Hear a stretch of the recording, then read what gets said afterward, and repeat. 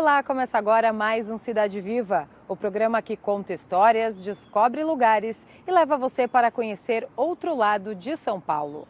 No programa de hoje vamos visitar o Parque Ecológico do Tietê, que ocupa uma área de 14 milhões de metros quadrados, que vai desde a barragem da Penha até o município de Guarulhos, na Grande São Paulo.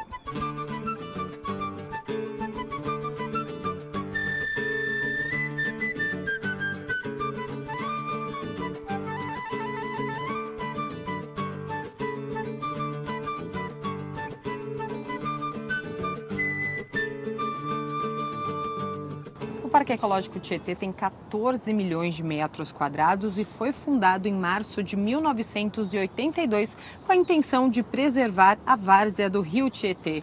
Edson, por que o parque foi criado, né? Que área da várzea eles queriam preservar na época, né? Há 30 anos, mais de 30 anos atrás. Então, aqui no quilômetro 11 nós temos a barragem da Penha. É uma barragem feita para poder represar toda a água que vem de cima. Represava dessa região todinha para depois ir soltando devagar para não inundar São Paulo. O Parque Ecológico do Tietê é um refúgio no meio do caos da cidade e fica às margens da rodovia Ayrton Senna.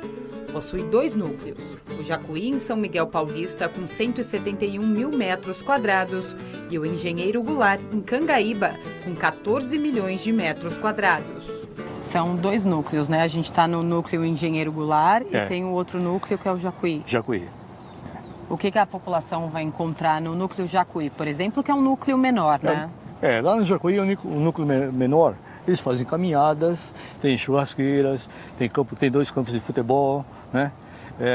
Nós temos bicicleta, tem um biciclose lá dentro, que eles competem com bicicletas, né? É um parque menor que esse daqui, com menos atividades que esse.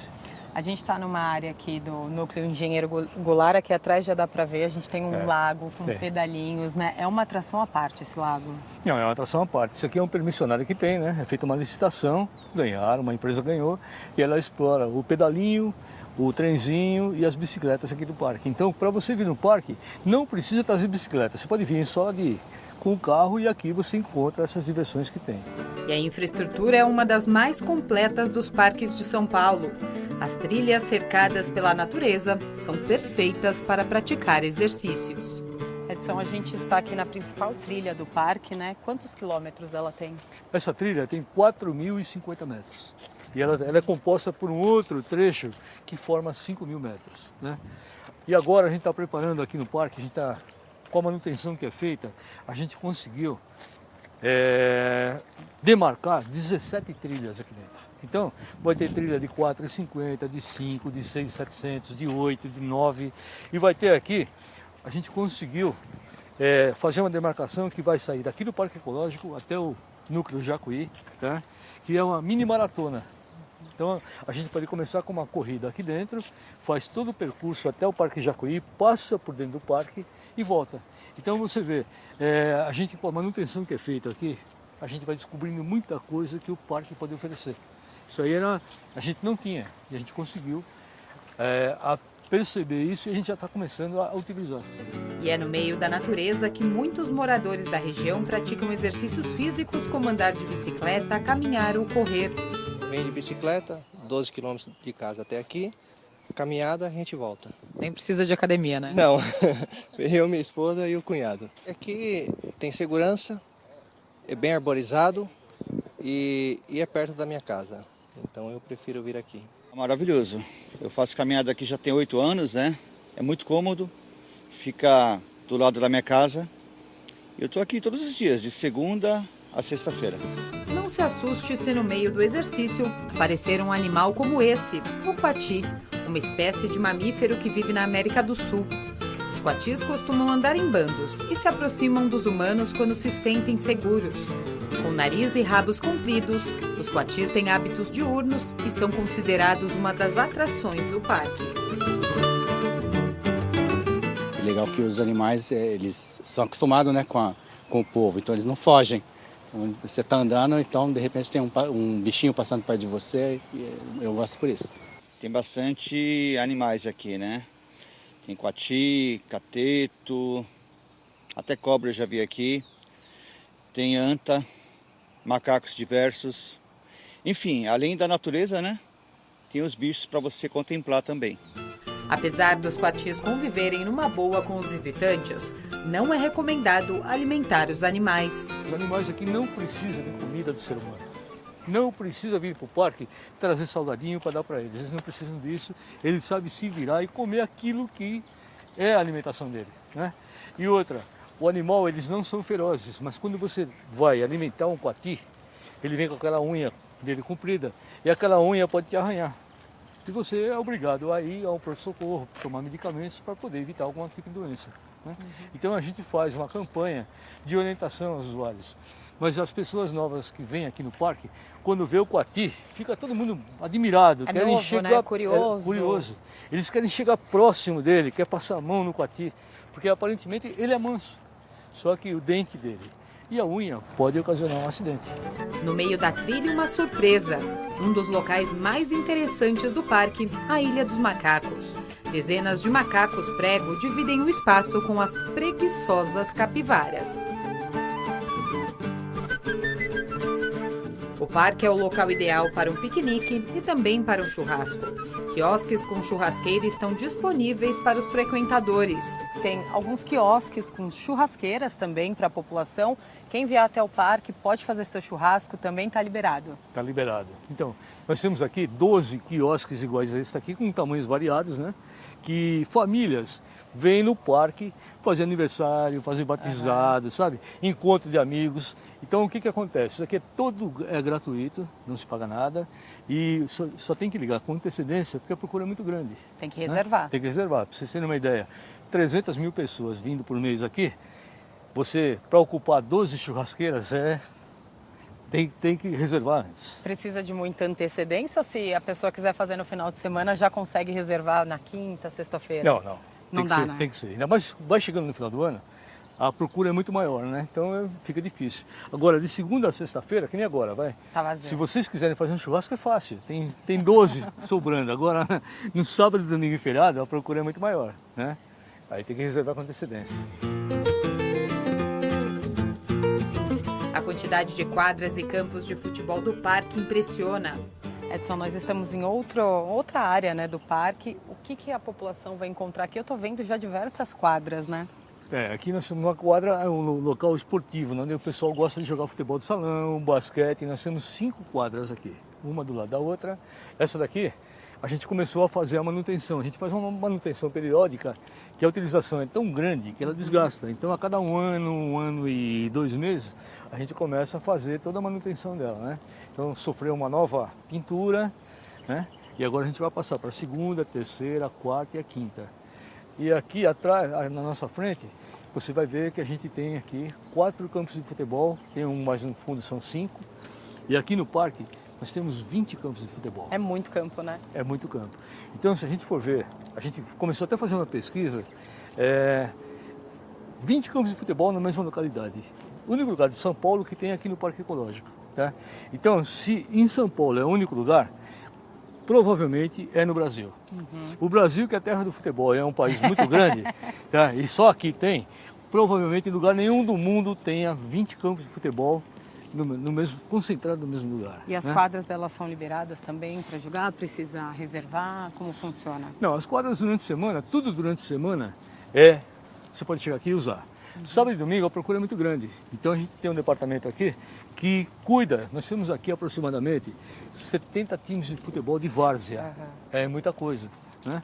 Então a gente não pode deixar que eles venham aqui utilizar. Aí vai sair, vai dar confusão. Então a gente tem os horários, cada time, o horário que joga no sábado, no domingo, no feriado, tudo controladinho para que não haja nenhuma ocorrência aqui dentro. Edson, aqui a gente tem também uma área para shows, né? Temos. Aqui na nossa frente a gente tem um palco, né, onde arma todos os alto-falantes, os equipamentos todinho ali. E nós temos uma área aqui de aproximadamente 10, 12 mil metros quadrados, que o pessoal no domingo, ensolarado, fica todo mundo sentado, cantando, pulando, sabe? É muito divertido a gente aqui no domingo com um show. Vocês também têm aqui área para dança, academia, como que funciona? Nós temos uma academia aqui que tem praticamente 600 pessoas que hoje que são cadastradas e funciona das 7 até as 16 horas. Né? Gratuitamente também. Então a população dessa região todinha tem mais esse benefício no parque. Nós temos um professor, um instrutor lá dentro que acompanha. E temos também grupo de dança aqui dentro. O parque também tem pedalinho no lago, trenzinho para conhecer o parque sem cansar e bicicletas que podem ser alugadas. E as opções para se divertir não param por aí. Edson, aqui a gente está na área dedicada às crianças, né? Um parquinho feito com madeira, né? Coisas da própria natureza, materiais da própria natureza. Sim. A gente aproveita, né? Madeiramente que a gente cai, tem árvores que caem aqui, a gente aproveita. Você vê aqui, nós temos os trenzinhos, que a meninada gosta de se divertir. Então a maior preocupação nossa é cuidar dos equipamentos para que não tenha nenhum acidente, quando não é uma criança, né? E graças a Deus isso acontece. A gente não tem levantamento aqui de acidentes com criança aqui dentro. E aqui a gente tem balanço, tem gangorra, tem escorregador, tem o túnel e aqui também tem churrasqueira. Os pais podem ficar fazendo um churrasco ali de olho nas crianças. De olho nas crianças. É um lugar bastante seguro. Aqui não tem... Olha, se a gente for ver aqui, dá 3 campos de futebol. Então é uma área de 30 mil metros quadrados, onde a criança tem a liberdade, que a criança hoje está acostumada a viver num apartamento. Então quando você solta uma criança no lugar desse daqui, a hora que ele chega, ele começa a correr, ele vai para lá, vem para cá, quer ir na balança, quer ir no escorregador, sabe? Ele quer gastar a energia que ele tem. E aqui é um espaço que dá para fazer isso.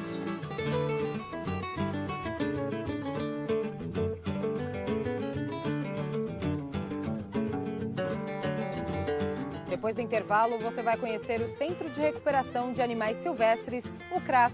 Não saia daí, o Cidade Viva volta já.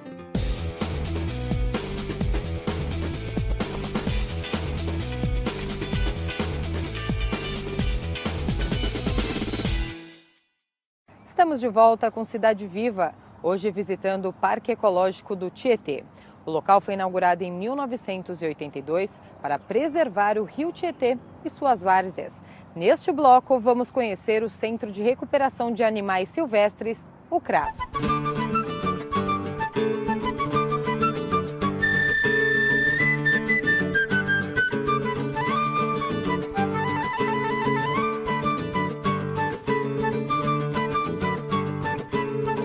A fauna do Parque Ecológico do Tietê é muito rica.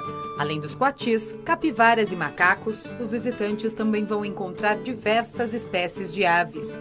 Painéis instalados logo na entrada do parque apresentam as principais aves encontradas no local. Sayuri, o que significam esses painéis aqui? Que espécies, na verdade, né? A população, os visitantes vão encontrar aqui no parque? Então, os painéis foram colocados com o objetivo de levar essa informação para as pessoas, né, que o parque tem uma diversidade muito grande de espécies de aves. A gente registrou 255 espécies. Então, o objetivo era mostrar para a população, para os visitantes, a diversidade, né, de aves que ocupam aqui o parque. E a gente fez esses painéis agrupando as espécies e ambientes. Então, quais as espécies que elas podem observar em áreas mais abertas, né? As espécies que elas podem ser observadas nos lagos, nos alagados. Então, esse foi o objetivo, que ela vai conseguir fazer as trilhas do parque e identificar, né? Ver uma garça, ela vai conseguir registrar como que é a cor daquela ave e conseguir ver aqui nos painéis, né, a espécie certinho daquela ave.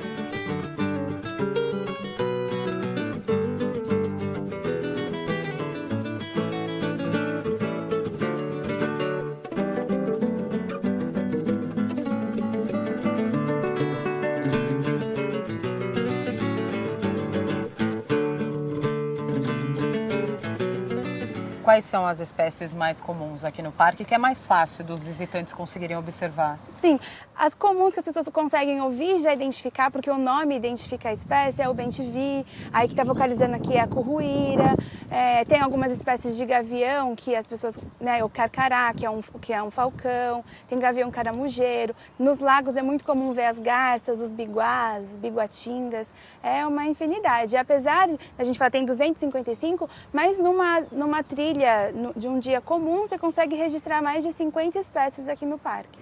A ideia dos painéis é difundir a prática de birdwatching, a observação de pássaros. Aqui nas áreas arborizadas, o que a gente pode encontrar? A cambacica é a espécie bem comum, então é observada durante o ano inteiro, né? Ela gosta de tomar o néctar do malvavisco, que é essa florzinha vermelha, então é bem comum ser observada também. Os periquitos, né, o periquito rico, ele, como ele vive em bando, ele tem uma vocalização que chama bastante atenção, então você ouve um bando, cri, cri, cri, cri, cri, eles gostam de comer os coquinhos nas palmeiras também, é uma espécie bem comum de ser avistada. Tem outras espécies que são um pouco mais raras, então, por exemplo, o pavó, que é uma espécie que realiza migrações, mas não, diferente dos maçaricos, que é de um país para o outro, ele realiza migrações dentro daqui mesmo de São Paulo, então na época de escassez de alimento ele acaba subindo a serra e explorando as áreas urbanas em busca de alimento. É uma espécie mais rara de ser observada aqui, mas também pode ser avistada.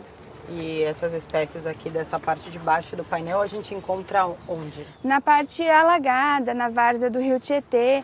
A espécie mais comum aqui é o frango d'água, né? Então daqui a pouco já vai começar a ver os pais com os filhotes, né? A gente consegue ver eles nadando nos lagos. Aqui o irerê também é uma espécie comum e tem uma vocalização que lembra muito o nome dele, né? Fica irerê. Então é uma espécie bem comum de ser avistada. O Parque Ecológico Tietê também conta com um centro de recuperação de animais silvestres, o CRAS, inaugurado em 1986.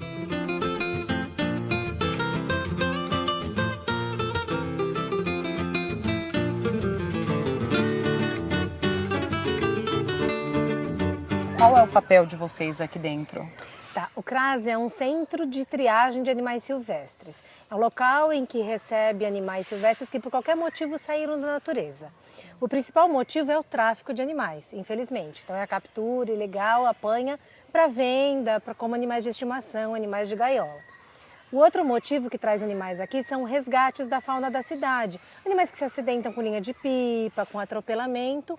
E também recebemos animais que já estão com as pessoas há muito tempo, é o caso de papagaios, jabutis. E essas pessoas criam consciência ambiental ou por qualquer outro motivo não podem mais ter esses animais e acabam entregando aqui no centro.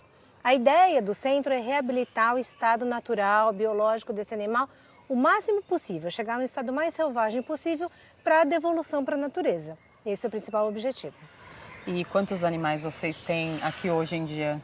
Hoje estamos com um alojamento de aproximadamente 1.800 animais, né? A gente recebe em média 12 mil animais por ano, é bastante grande o volume de animais recebidos e cerca de 70% dessa quantidade a gente consegue devolver para a natureza.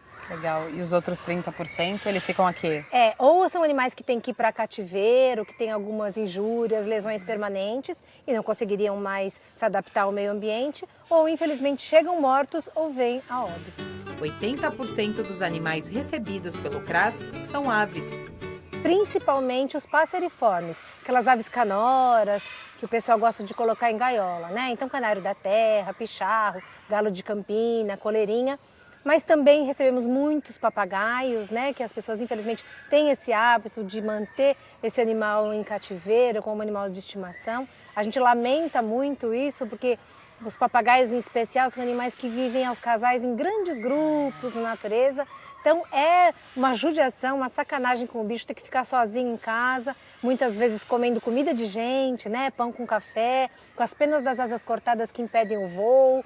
Então isso é muito ruim, é muito prejudicial para os animais. E quais são as outras espécies? A gente viu um tamanduá bebezinho já aqui, né? Isso. Esses outros 25% de animais são representados pelos mamíferos e pelos répteis. Nos répteis a gente recebe muitos tigres d'água, algumas cobras, jabutis.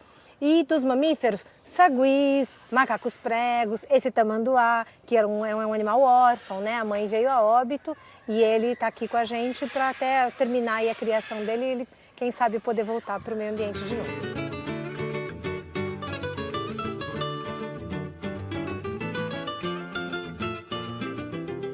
Quem estiver assistindo agora o programa e tem um papagaio em casa, né, e resolveu devolver ele para a natureza, ou encontrou algum animal que está debilitado, como que ele faz para trazer o animal para cá? Então, ele pode trazer o animal diretamente ou então ligar para a Polícia Ambiental. Existe um disque verde que faz o resgate desses animais, que é o 0800 11 3560. Para trazer pessoalmente, tem algum horário específico, dia da semana? Isso. Nós recebemos as entregas voluntárias de segunda a sexta, das 8 da manhã às 16 horas.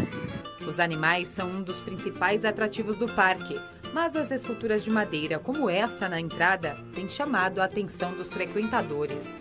As obras são de um dos funcionários do parque, o artista plástico Kleber Jardim. Eu acompanho desde o início, quando ele está aqui, desde que ele fez as primeiras peças. Eu acho um trabalho fantástico. Ele é uma pessoa com sensibilidade incrível. Gosto muito. Cada dia que a gente passa aqui é um ambiente diferente, uma criatividade. Ele vem falando, olha, eu vou fazer tal coisa, e assim ele vai aumentando e criando novas ideias todos os dias. Jacaré, capivara, coruja e macaco são alguns dos animais esculpidos em madeira pelo artista plástico. Kleber, como surgiu essa ideia, né, de fazer essas esculturas? Na verdade, eu trabalhava num outro parque. Aí lá eu trabalhava na educação ambiental. A gente fazia monitoria, incentivava as pessoas a conservar, fazer coisas legais, até preservar o meio ambiente. Quando eu vim para cá, que a gente foi transferido nos parques, então eu fiquei meio que perdido. Eu havia feito uma faculdade de artes plásticas, só que meio que o diploma ficou guardado, né? Aí eu nem sabia que eu sabia fazer escultura. Aí um belo dia, não sei se vocês viram o jacaré, tinha um pedaço de madeira lá jogado tem um arquiteto aqui, ele ia fazer uma mesa. Eu fui lá e implorei para ele me dar a madeira para fazer uma coisa, só que eu não tinha feito o que eu ia fazer. Ele falou que ia destruir a mesa dele. Eu falei, não, pode deixar. Aí eu fiquei insistindo, ele até acabou dando. Aí trouxe o contrator aqui, ele veio atrás e falou assim, você pegou a minha madeira? Eu falei, peguei, mas... Aí, tá bom, vai estragar. Aí em uma semana, 2 semanas eu consegui fazer o jacaré, só que eu usei a motosserra e a maquita. Eu não sei como eu consegui fazer isso, porque até então eu nunca tinha feito nenhuma escultura, não grande. Aí assim eu fui me empolgando, aí eu comecei a observar o parque, tem um monte de materiais que às vezes quando chove cai bastante árvore. O pessoal fala que com essas madeiras não dá para aproveitar e fazer porque elas são madeira dura. Eu falei, aí foi meio que tentar, né? Aí eu consegui fazer um jacaré, fiz a capivara e fui me empolgando. Aí tem uma galera aqui que trabalha no parque também e me ajuda, porque na verdade no fundo eu não faço sozinho. Para fazer qualquer coisa eu preciso da ajuda de todo mundo. O trabalho do Kleber pode ser conferido também na nova atração do parque, o Salão de Curiosidades. Lá os visitantes vão encontrar esculturas, esqueletos, animais empalhados e relíquias, como máquinas fotográficas, celulares e gibis antigos.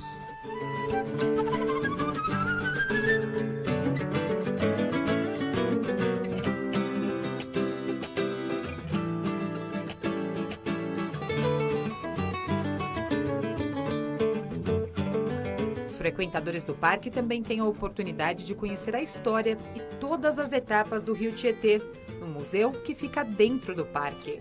Vitor, o que a população, os visitantes aqui do parque vão encontrar aqui nesse Centro Cultural e Museu do Rio Tietê? Olha, uma casa de cultura voltada a retratar a história do Rio Tietê. E a gente sabe que o Rio Tietê é um rio, é o mais paulista dos paulistas, é o maior rio do estado de São Paulo, é orgulho de todos nós paulistas e paulistanos. E o rio que foi no passado a maior arena dos esportes náuticos aquáticos na cidade de São Paulo. Pena que hoje, infelizmente, devido à sua poluição, ele não proporciona esse lazer à nossa população.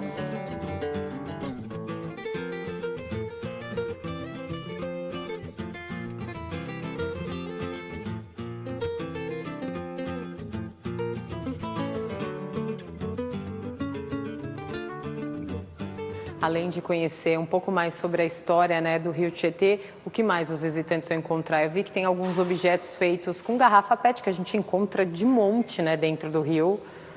Olha, a gente procura sensibilizar o visitante, né, da importância desse rio no contexto geral, no estado, porque às vezes ele é visto como um algoz, um rio que causa inundações, um rio que apresenta mau odor, mas a gente percebe que ele não é só isso, é água poluída e contaminada, a não ser nessa extensão da grande metrópole. Mas ele é um rio que tem muita importância pelas suas hidrelétricas, pelas suas hidrovias. ele é um rio importante pelos mananciais de água limpa, voltada à população. Enfim, a gente mostra, porque o rio Tietê, ele é um rio de história. E essa história a gente procura relatar ao visitante, para que então ele sensibilize sobre essa história, ele valorize esse rio, né, que é do seu estado, e ao mesmo tempo ele se torne um agente defensor desse grande rio. Isso que é o que mais a gente busca.